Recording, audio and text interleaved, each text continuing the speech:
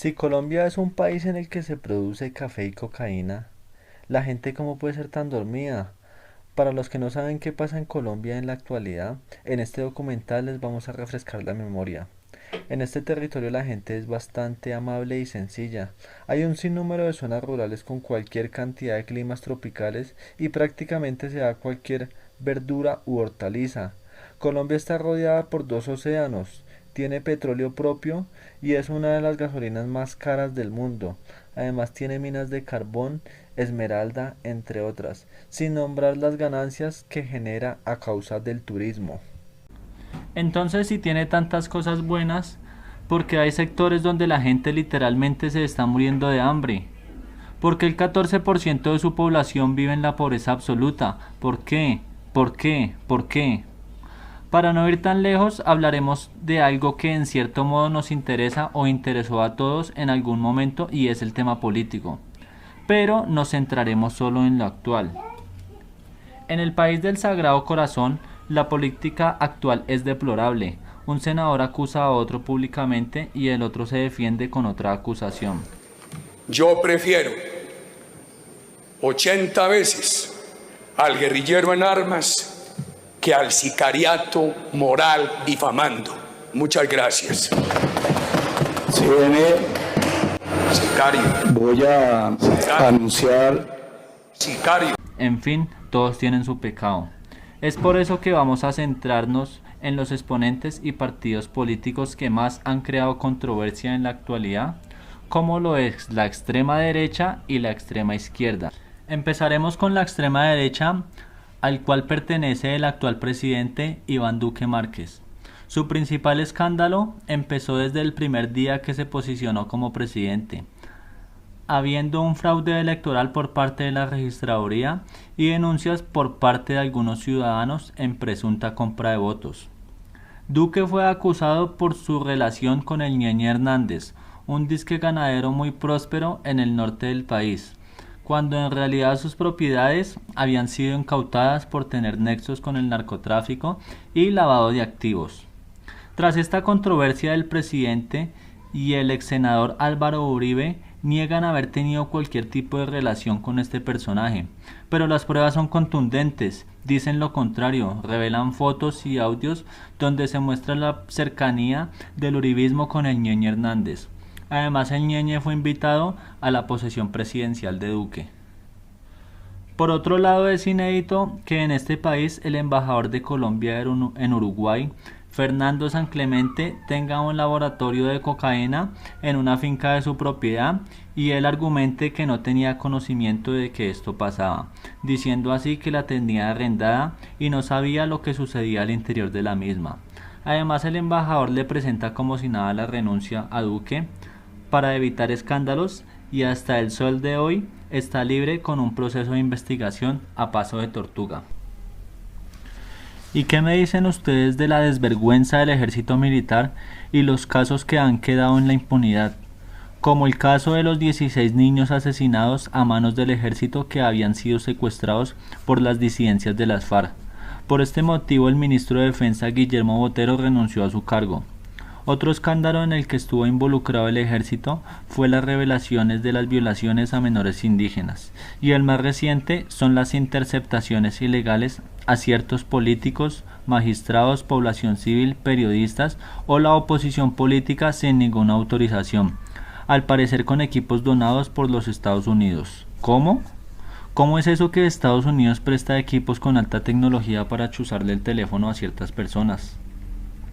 ¿Qué interés tiene Estados Unidos en todo esto? ¿Estará usando bien el ejército sus equipos? ¿Será que habrá alguien que responda desde el gobierno nacional por esta canallada? Ahora el disparo de líderes sociales muertos sin ningún control. Por favor, Colombia, despierta. Un líder social no se reemplaza de la noche a la mañana. Son personas que defienden derechos de la ciudadanía y se ganan ese respeto por su trayectoria que dura años y años. El gobierno no está haciendo nada para que esto deje de pasar.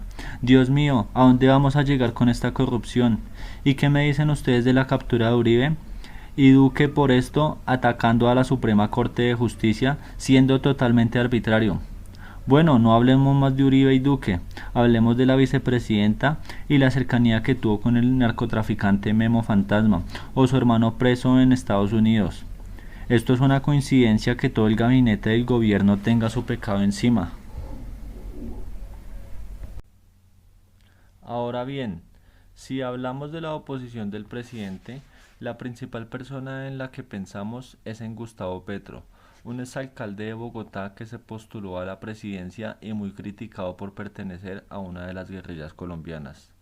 Muy atentos porque hablaremos de las cosas buenas y malas que hizo Petro como alcalde y ustedes saquen sus propias conclusiones. Hay algo que no podemos evitar y es que Petro en su mandato siempre se interesó por ser amigable con el medio ambiente, defendiendo las energías limpias, siendo la primera alcaldía que trae un plan piloto con 50 taxis eléctricos y haciendo que el transporte público migre paulatinamente de los combustibles fósiles. Además recupera el jardín botánico, siendo hoy en día uno de los mejores de Latinoamérica. Gustavo Petro se interesó por reducir las diferencias entre ricos y pobres, ya que somos el segundo país y el séptimo en el mundo con diferencias sociales y económicas. Garantizó mínimo vital de agua a más de 650.000 familias de escasos recursos. Ha sido el único alcalde que rebajó tarifas en el transporte público y lo subsidió para los usuarios más pobres del sistema. Tuvo una controversia por su máquina tapahuecos que en sí tuvo resultados positivos, alentando la malla vial en 1080 kilómetros, dándole cumplimiento a su meta con un 136%.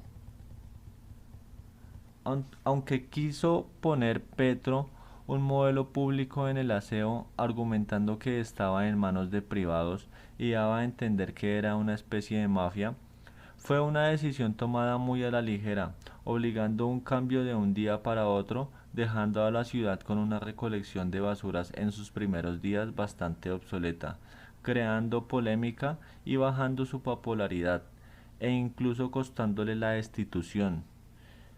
Quizás hubo una buena intención, pero no pensó en la empresa montada por él a futuro, porque no pudo o no la dejaron consolidarse en la siguiente administración, haciendo que los carros sufran de problemas de mantenimiento, siendo excusa para que el tema de las basuras en Bogotá vuelva otra vez a manos de privados. Él fue terco en su plan de ordenamiento territorial, a pesar de que es aplaudido por otros países por el tema de su interés en el medio ambiente y vehículos menos contaminantes. Este fue demandado porque no fue aprobado por el Consejo y expidiéndolo por decreto por el alcalde, haciendo que no se pueda ejecutar. Gastó sumas impresionantes en los estudios del metro subterráneo para que la otra alcaldía terminara de implementarlo. Lo malo es que esta no estuvo de acuerdo e hizo un metro elevado, o sea que la plática de esos estudios se perdió, generando una pérdida patrimonial incalculable de la cual la ciudad le llevará mucho tiempo para su recuperación. Petro no hizo una mala gestión, otra cosa fue que la oposición política fue mucha y no lo dejaron gobernar.